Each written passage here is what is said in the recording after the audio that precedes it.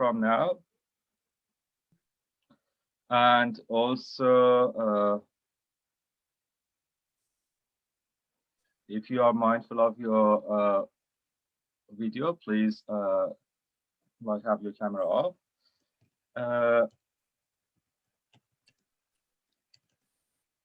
If you could, whoever would like, please type in the chat box how many of you are either Iranian or who has been in Iran, and how many of you are engineers.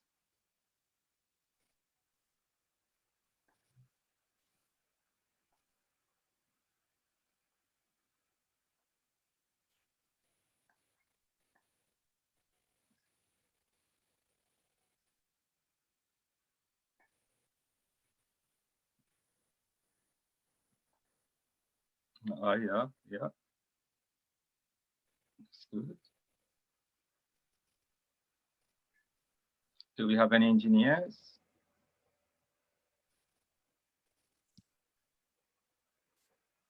Okay. Now that we have this initial introduction, let's start our usual tour of engineering in ancient Persia. So before I start taking you through the sites, I need to share the map of Iran. We start our talk today mainly from Yazd and Isfahan, the central part of the country, the place that we have a big part of engineering heritage there. And after that, from there, I will take you to the later time. So we start from the modern time, and after that, we will continue our tour and we talk more about the ancient times. I think it's the best tangible way. So you can see the map of Iran. Isfahan and Yazd are in the center. These areas has a very challenging environment. There are pretty dry places from one side and from the other side, because being in the center, over the history, they've been much more protected. And as a result of that, you can get the things in a much better preserved one.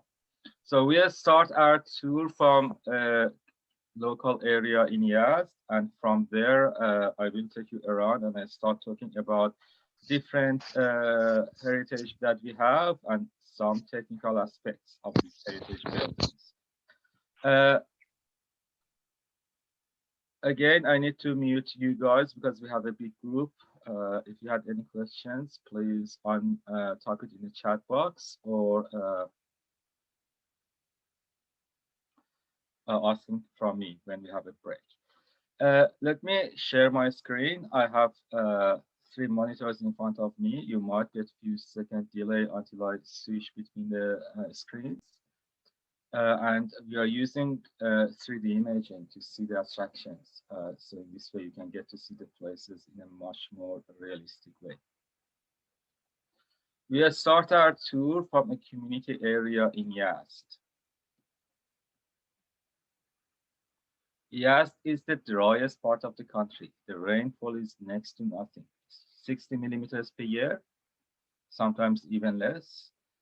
So because of that, the environment is very challenging. Also, the temperature between the morning and night and summer and winter, the temperature difference is huge.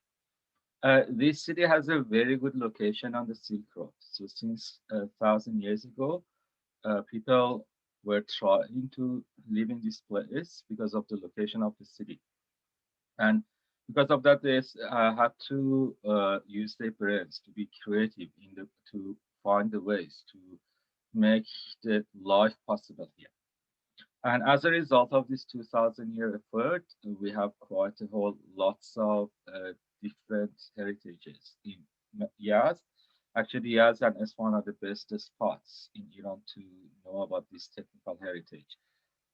You can find all these things in the rest of the country, but they are the best spot.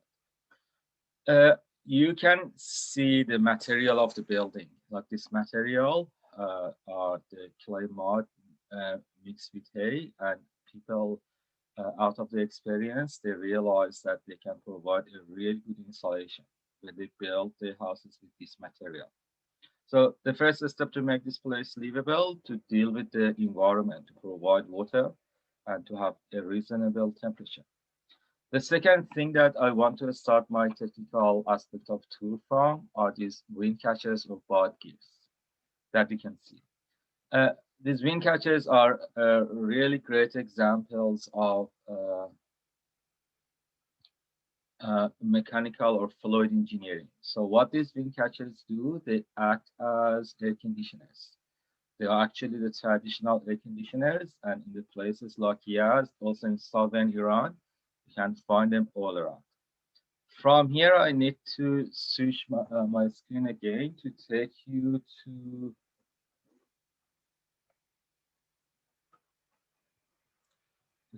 Dolatabad Garden, the place that I want to show you the best and the highest wind catcher, and also to explain you how these wind catchers are working.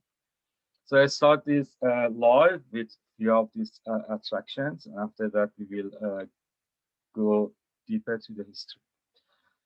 In a corner of the city of Yazd, there is a beautiful garden with the water flow and a beautiful mansion in the center. Uh, Usually there is a question for lots of people, if this place is so dry, how people manage to take water. The answer is the underground water channels. So what happened, people in these areas, they since 1,000 years ago, the first evidence of have digging a Qanat is from 3,000 years ago. There is a high chance that the Qanats might have been existed in Iran earlier than that time as well. Uh, Over the time, people managed to dig underground water channels, and after that, by the help of underground water channels, they could have transferred water from the areas that used to be mountains or water streams, but probably not enough fertile land, to the areas that could have made a good location for living, like the place that has a good location for trade or had lots of plains or harvestable land, but not enough water. In case of Yazd, there is not a single stream of fresh water in the city itself. So all the water has been transferred to the city by the help of underground water channels or canals. For example, this garden, they're using a canal that has used to take the water to here from a distance like 70 kilometers away. The longest canal that we have in Yazd is Zarsh canal that has between 80 to 100 kilometers tall and is 1,500 years old. So they are as old as this. I will get back to Qanats later after this, but now I want to talk about Badgirs. As you can see, Badgirs, they can have different elevations. The Badgir or windcatcher in Dolatabad garden is 80 meters from the ceiling. So we have the same thing nowadays. Like, let's say if you have the one turbines, if you want to get the stronger winds, you need to make your turbines higher. It's the same for wind catchers. If you have a bigger building, or if you want to have a bigger breeze, or want to have the pod breeze to work better at home, you need to use a higher wind catcher. But the higher wind catcher has its problems as well from a technical point of view. A higher wind catcher means that it's gonna be heavier. So the load on the building will be much more. Also, the structure must be much more stronger because it will be wind, it will be a strong wind, it will be all different factors that can damage the body. So you need to do lots of calculation. So the amazing thing that this 18-meter wind catcher with the estimated load of 64 tons is located on top of this ceiling. And now I want to take you inside to show you more of this amazing technology in the desert.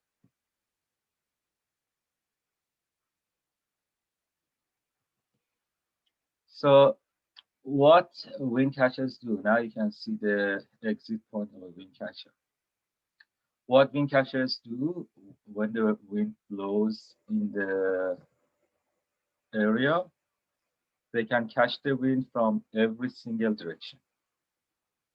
So when they catch the wind, they channelize the wind inside.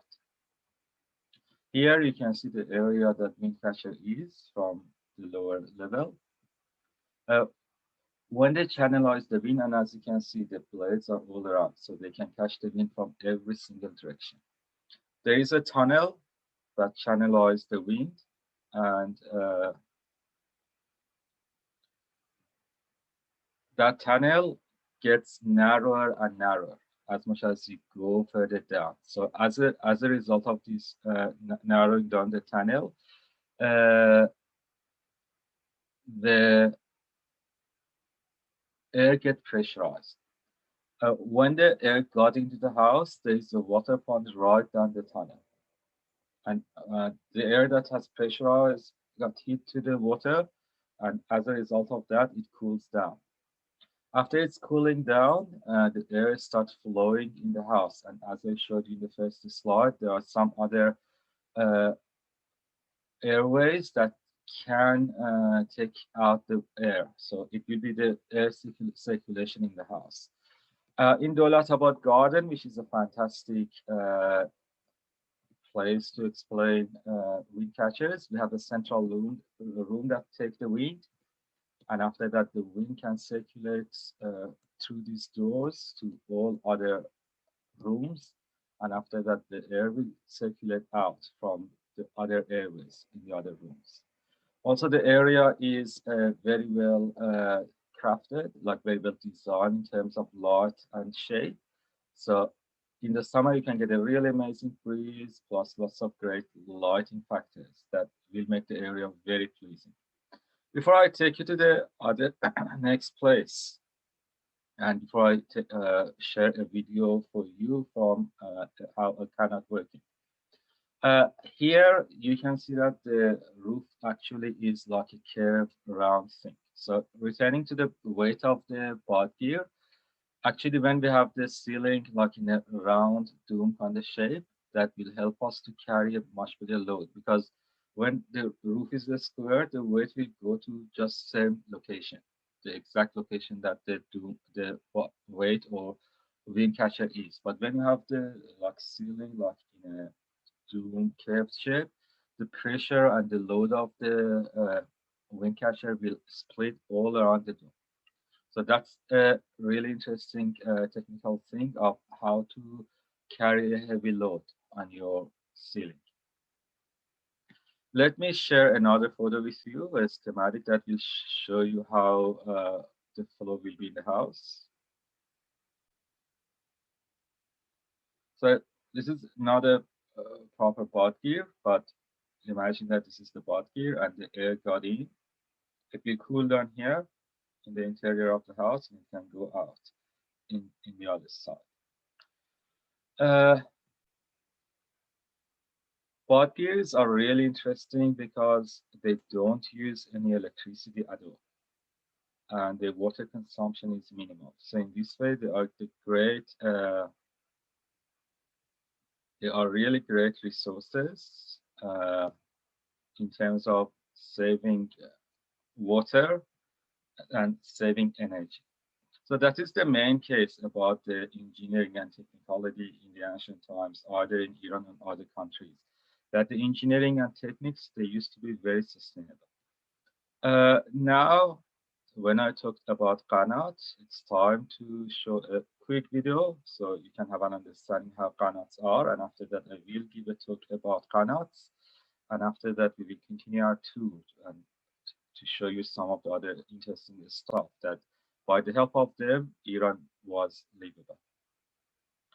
It's a 1 minute video, it's less than 1 minute, it's very quick, gives you some understanding how the structure of Qanats are. And after that, I explain about Qanats.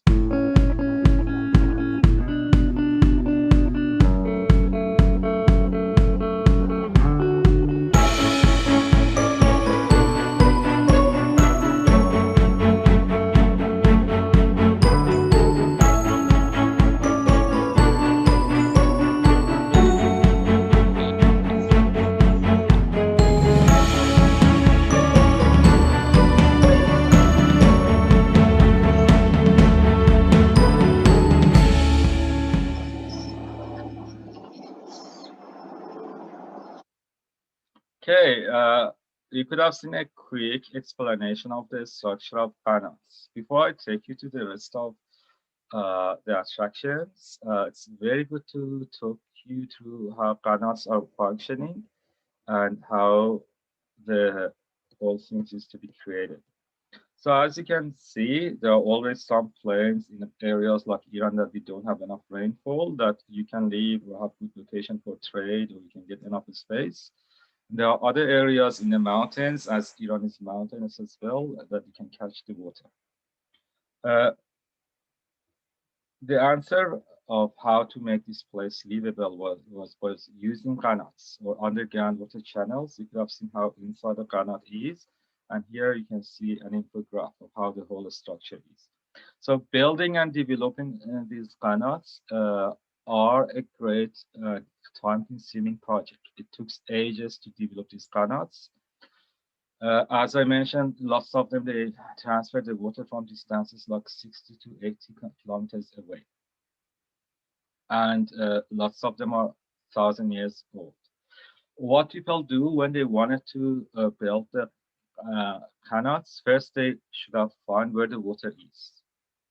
And after that, the first thing that they used to do was to dig a deep well right at the start of the Qanats. We call it mother well or the main well. So after that, the second step to dig the channel towards the plane. But let's say the plane is 30 kilometers away.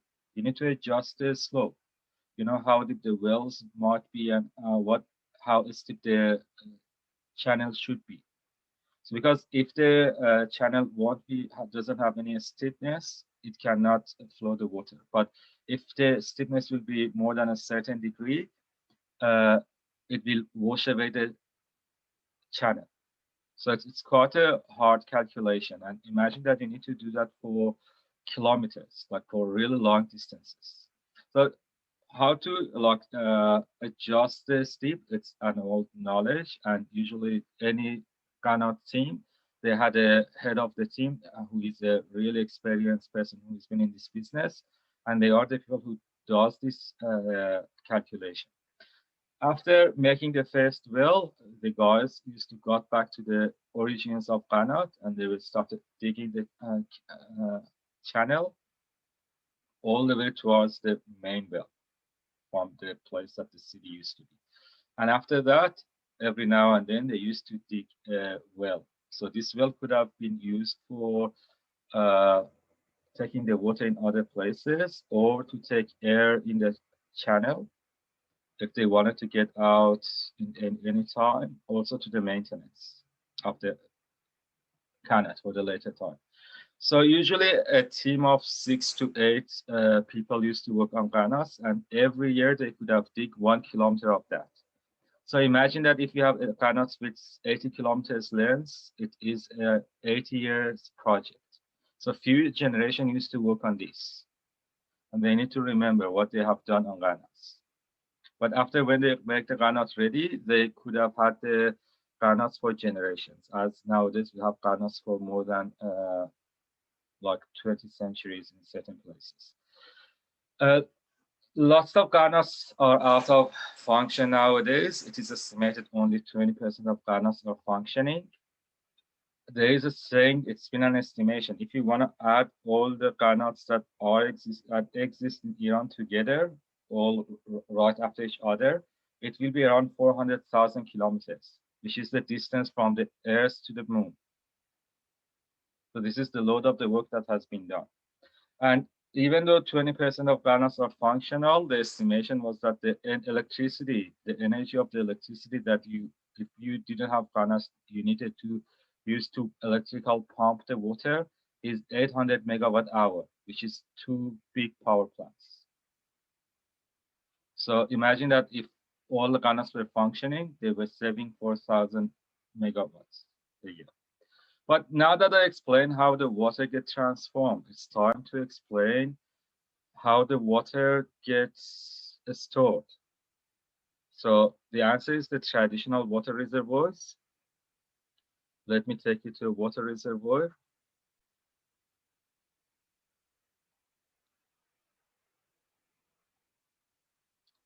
What you can see here are the traditional water reservoirs or abambars.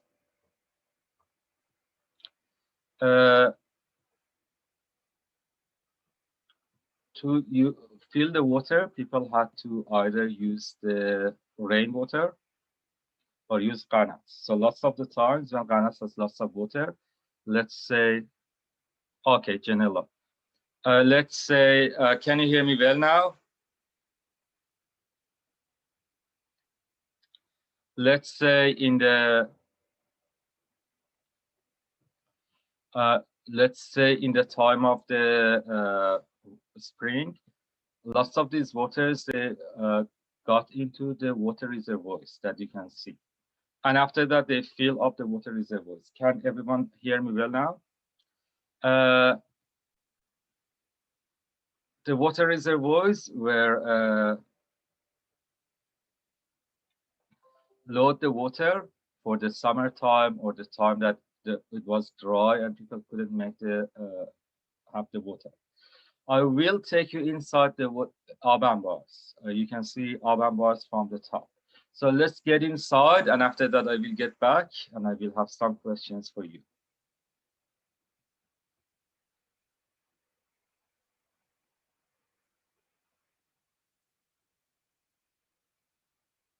Okay.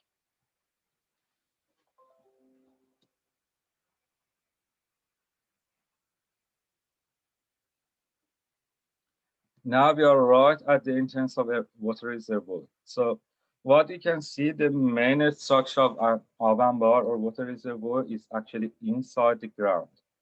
So what you can see outside is just a little bit of the structure. The reason that the structure is inside the ground is like first we need to store tons of water. So a building that want to carry the tons of water, it's either need to be very strong, or the easiest solution is to save the water inside the ground.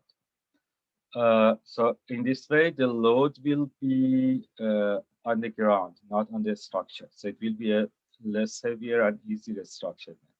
The second reason is insulation. So when you have the water under the ground, it will be cooler and it will be much less evaporation. So on this way, you waste much less water. But the other reason is that when you have lots of evaporation, the moisture will damage the building.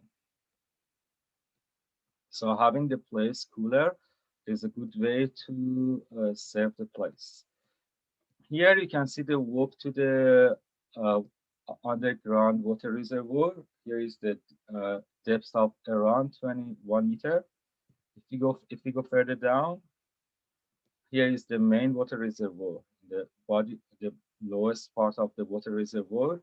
Here is around 49 meters below level, below the ground. So let's say how even the water underground urban bars, it's been a big project to make such a big load or storage under the ground, make all the walkways, do all the fortifications. And the result was an urban bar that we could have used it for generations.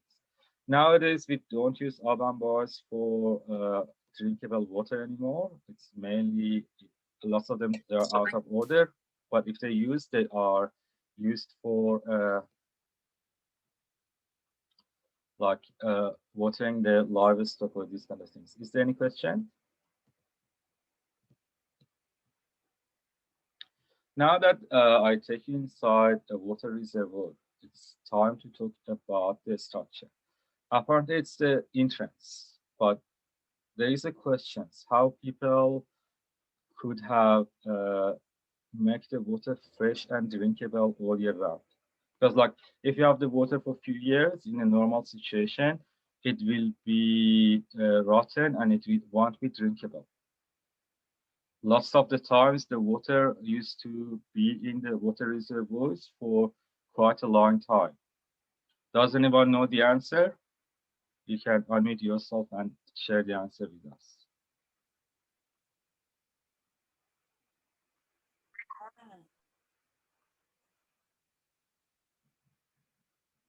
Adiba, Janella, do you have any guess?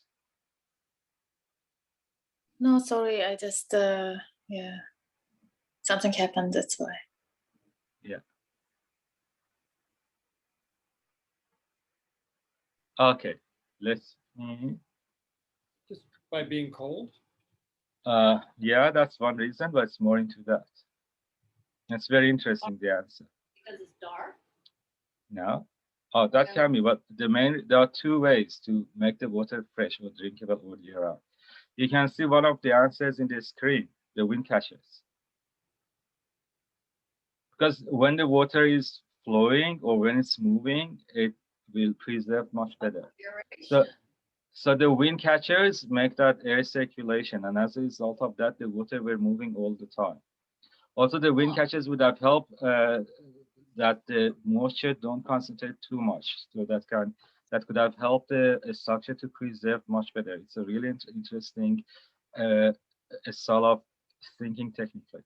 But it's more into that. Also, people used to put some salt rocks in the water. So, you know, like when you have the salt in the form of rock, it dissolves really slowly. And because of that, the water won't be salty, won't have any strong taste. But because of the salt, the bacteria cannot grow in the water. Oh. So that was the way to preserve the water quality and make the water fresh all year round. Now that I talked about having water, imagine that you live in a really hot place. It's sunny and burning in the summer, it can get up to 45 degrees. How cool will be that if you can have some ice over the summertime? Exactly what we are doing. So how we get the ice nowadays? Through the fridge and freezers. But on those days, we didn't have that. I want to talk you through how Persians used to harvest ice over the summertime. Does anyone has any guess? In the chat box.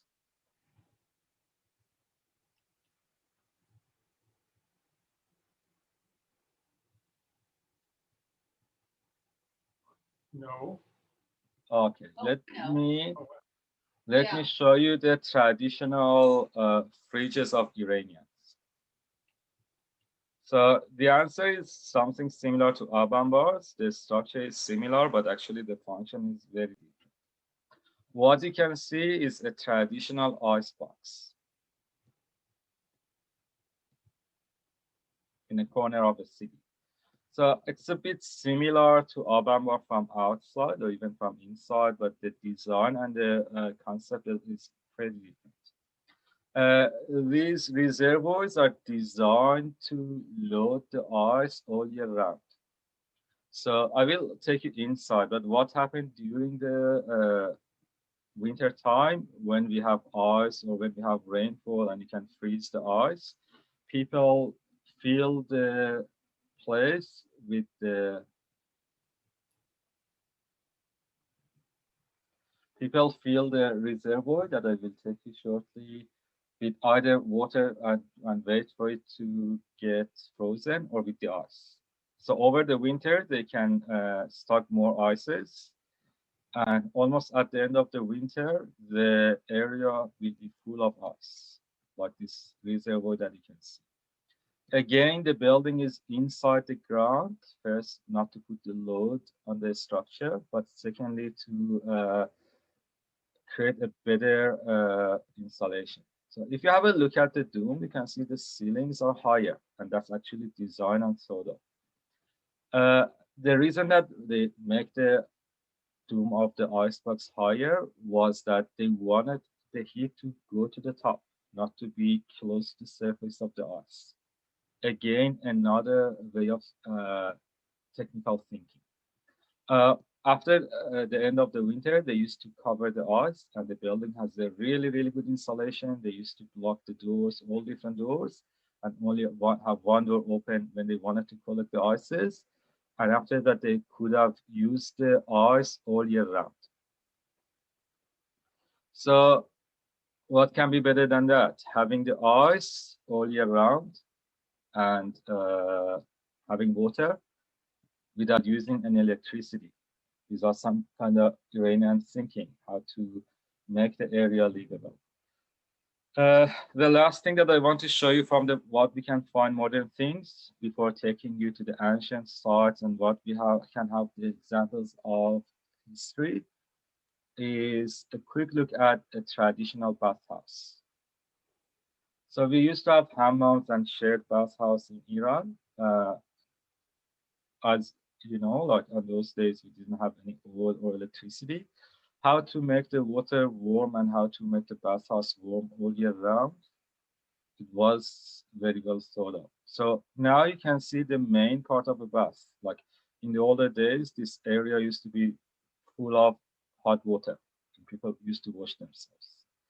The structure of hammams are so beautiful that most of the visitors nowadays, they don't think how these places used to be warm. So again, the answers being under the ground and having the right material can provide a good insulation, both for the summertime when it's hot and both for winter time when it's cold.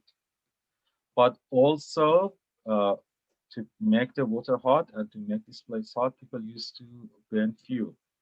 There is a place at the back of hammams. It's on the lower level of hammams. That is the place to make the fuel and burn the fuel. That place is right next to the water reservoir, like the tap that people wash themselves in the first slide. You can see different parts of hammam. So in this way, the water would be warm, but the really interesting idea is how to dump the smoke. So after the fuel were burned in the area around here or right down here, the fuel couldn't find any easy way out. So all around hammams are walkways and ways for smoke that goes all around hammams. They don't go out right away. So these are smokeways moving all around the rooms from the underground level. And when this smoke's going to make their way out, what they do, they warming up the whole hammam. So there is no energy wasted. Like just a little bit of the smoke will get out with a little bit of warm heat, but actually the heat of the smoke don't dissipate in the air, like lots of systems that we have nowadays. It warmed the whole structure, and because the structure is very well insulated, it can keep the warmth. So with minimal use of fuel, you can make both water and hammam warm. Also, hammams usually they were built right at the start of the when water wanted to get out of Qanats because it was the cleanest water they have. I took you through some of the heritages that we can find these days, and there are fine examples of engineering. Now we have a few minutes time until we start the second part of the tour, which is taking you to the history and more ancient sites. But if you have any questions, comments, you're more than welcome to ask.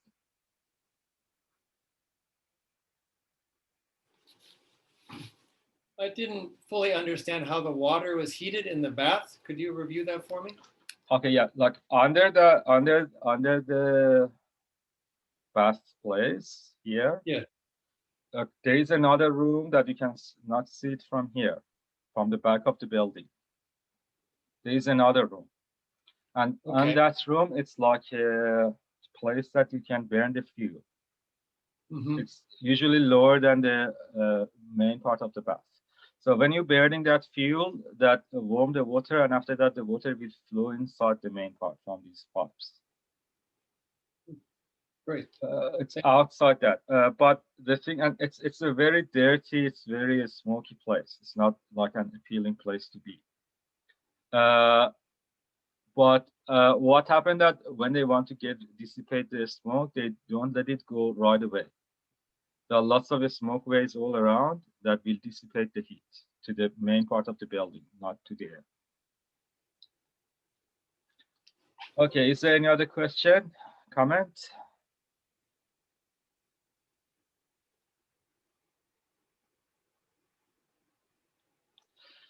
You surely know about the 4 elements. What are the four elements? Water, wind, fire, and earth or soil. So the engineering technical way of Iranian thinking were based on the four elements. People were thinking on making balance among four elements. For example, a wind catcher is water and wind and earth. Or hammam is fire, water, and earth. It was the way of thinking of the ancient people or ancient Iranian. They were thinking on based on the four elements, and the engineering systems were the configuration of the four elements that form all the human. And interestingly, the water and earth used to assume as being feminine, and the air and fire used to be masculine. So it was like the balance of all these forces that has the reflection in the soul as well. Now it's time to take you to the more ancient things. We talk about lots of the ways to make the house livable, but people need to do farming as well. So what I want to show it to you is I want to take you to Shushtar, which is an ancient site in the southern part of Iran. And here you can see a really great example of hydraulic engineering.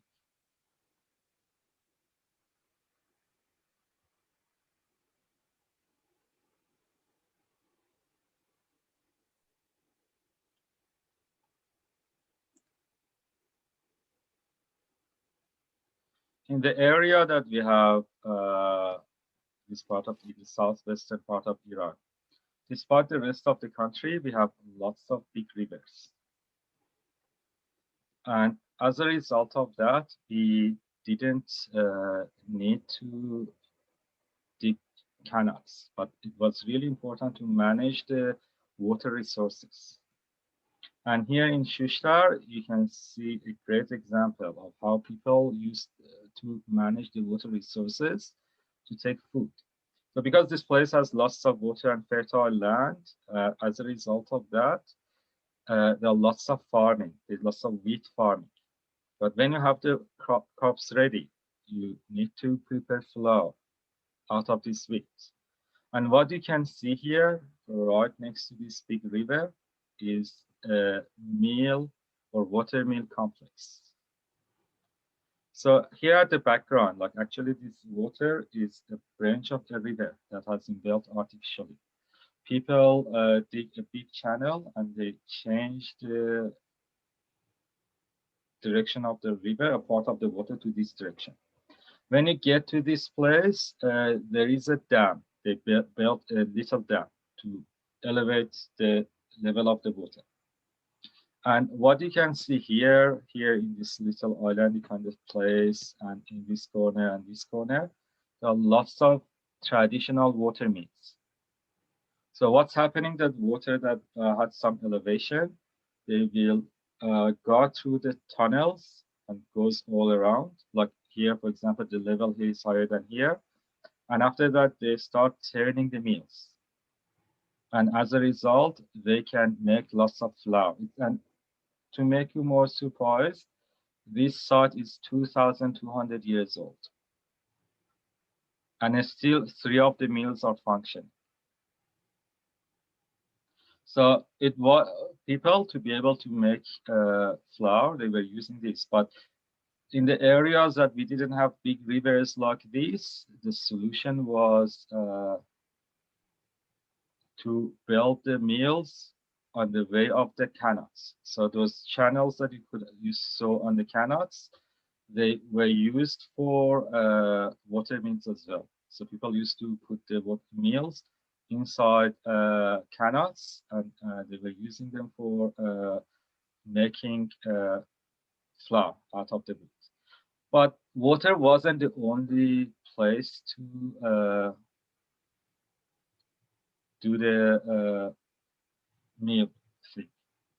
In certain areas, including the areas in the very eastern part, right next to Afghanistan border, we were using wind as a source of power as well. So let me take you to Nashtifan, which you can see a great example of these windmills. So all of you surely seen those windmills in Netherlands, where the blades has a different style and different rotation. Here you can see a windmill complex. So in this part, because there is these areas are very low in the elevation, there is a massive pressure difference between the high mountains in Afghanistan and these lowlands here. And because of this pressure difference, we have really strong winds over a course of 140 days per year. And the winds start right at the end of the wheat season. So what people do, they manage to develop these traditional windmills. And they take the wheat here to create the flour out of that. Now we are up, you can see how the structure of the blades are. So in the next slide, let me show you how the mills are from the other side. In this side, you can see that there is a narrow airway. So it's almost the same size as the single blade size. This airway narrowed on the direction of the wind and make it pressurized. And after that, because of that, the blades start rotating. So here is the same from the other angle. So when the winds blow, they can make their way through that airway, and that airway is designed very well to put a big part of the air on one of the blades. So when the blades start moving, the whole thing start moving, and this stem on the top is rotating a big, heavy rock in the main part of the building. And as a result of that, the whole mill start working. So again, two examples of using the elements in the nature to get what we want out of the nature to prepare food. Now I want to take you to Persepolis as another great example of engineering.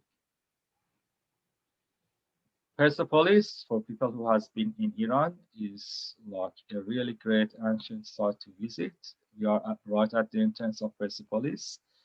Tonight, I don't want to talk about how beautiful or what are the stories of Persepolis. Apart from having, and it's a complex of the palaces, lots of palaces in an area of around 180 acres. But Persepolis, apart from that, it's a great engineering encyclopedia. So what you get in Persepolis is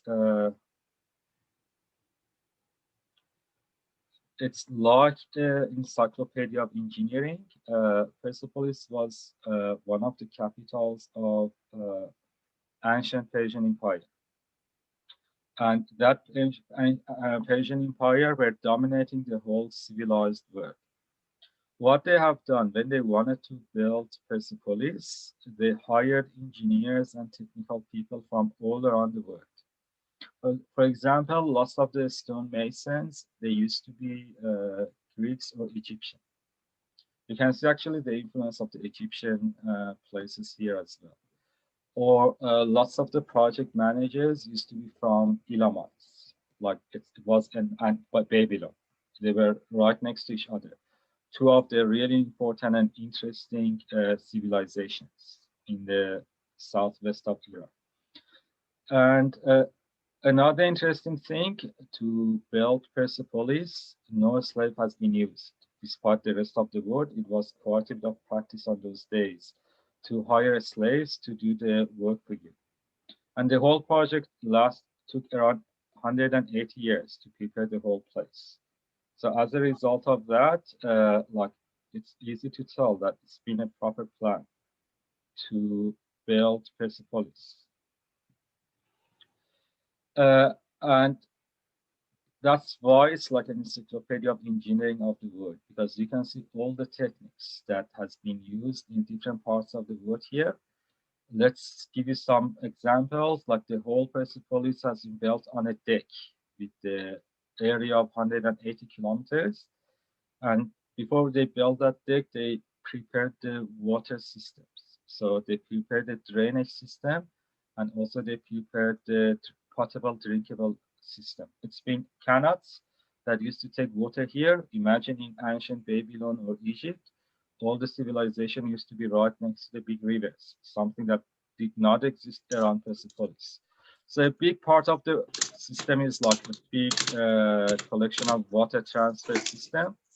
And after that, from there, like they took all the things on the underground, they built a deck right on top of that. And after that, they start building the whole palaces. That took 180 years. The underground system is still functioned very well. A few years ago, it's been a big flood in the area, and we were hopeless. We were thinking that the Persepolis is gone, or it's going to have a big damage. When the flood got to Persepolis, the old drainage system drained the whole flood. So it was a mixture of different angles. Persepolis has been built 2,500 years ago, and it used all the techniques and engineering styles that has been used around the world for the last 2,500 years before that. So we have lots of styles and structures that has been used between 5,000 years ago to 2,500 years ago in Persepolis, in the same place. Like, it's not possible to see all these things, all these techniques right next to each other anywhere else in the Middle East. Now that I talked about Persepolis, I want to give you a little bit of information, and after that, I will finish my tour by showing some of the other great architectural places in the areas older than Persepolis, 2,500 years ago, and I will finish my tour. You can see lots of high columns here. These columns are between 18 to 24 meters, and they are around 180 kilograms. So one of the surprises, and it's not just one column, like it used to be only one single palace, it used to be 72. And it's been another palace with 100 columns. So how they built all this heavy structure? And the answer is, and they didn't have slaves, they didn't have cheap laborers to not to be worried about their death. They should have been calculated about how they want, how they will be using, and they should have been calculated about the safety of the workers. On the diggings that we did in Persepolis, we found this thing from the ancient time. So this is a pulley.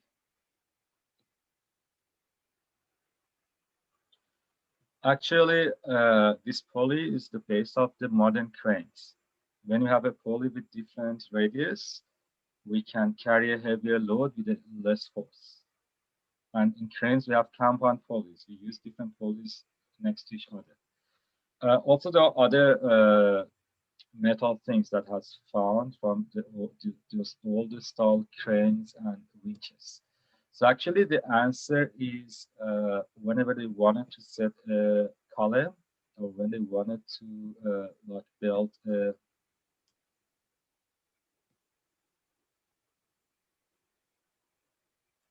like big structure, usually the engineers were making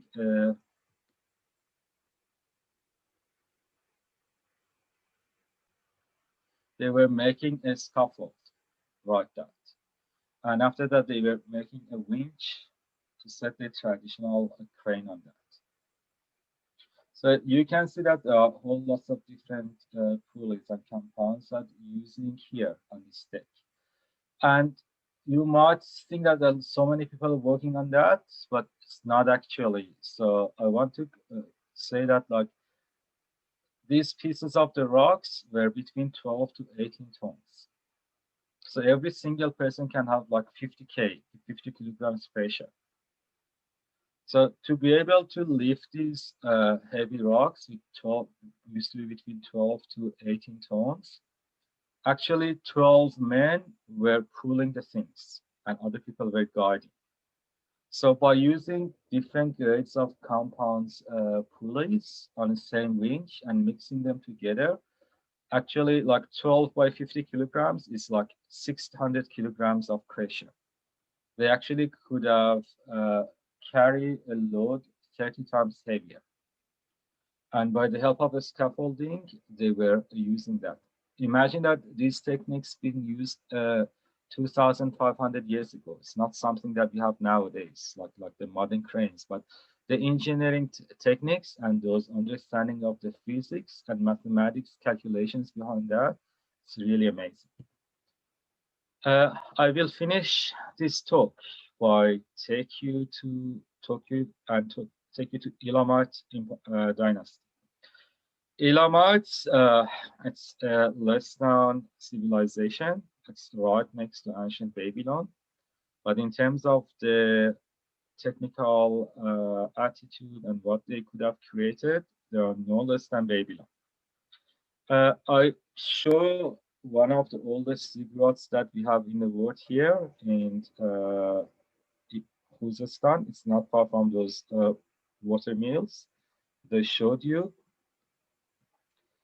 as one of the examples of engineering. And after that, we will share a video on different aspects. So Elamites were perfect in the way of building a structure, but they are the best people at their times in metallurgy as well. They could have made really good metallurgy on bronze and copper and iron and steel. However, they are not the first group of people who could have made a steel out of the iron. So Chogazambil, it's the area of the place when it wasn't destroyed in 3,500 years ago, is the best preserved ziggurat of the world.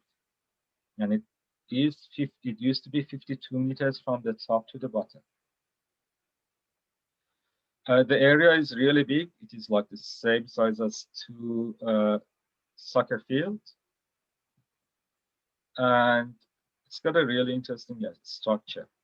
And just imagine how, when they wanted to make this brick work, to make those bricks, how huge the project used to be. Elamites, they've been in Khuzestan between 6,000 to 2,500 years ago. And we have lots of different things from those times. For example, this is the water treatment system right next to ziggurat. So what these people do when they were transferred the water from the channels, they used to have different grades of filter. This is the first level, and they were filtering the water, and the water will go ups and downs. So in this way, they could have get rid of all the other things and mud in the water and make the water drinkable. Or another interesting things are the written bricks next to that. Now that I show this highlight, I will finish this talk with a video, and in that video, I will share a whole lots of heritage things from the engineering of Elamites, especially the iron work, the metal work in Elam in time were really magnificent. Like they were using compound metallurgy, they were irrigation, lots of heavy things that we can do it nowadays, and it's kind of incredible. So in terms of architecture and making the big structures, you can find lots of great things in ancient Egypt as well. But when it comes to metallurgy, Egypt or other civilizations, apart from the areas around Iran, they are nowhere close to what will happen in Islam. Let me share this video, and after that, we will finish our talk.